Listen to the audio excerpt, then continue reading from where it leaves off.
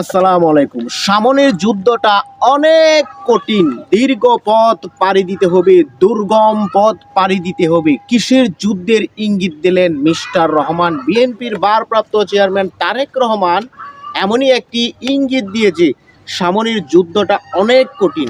সেটি কোন যুদ্ধ?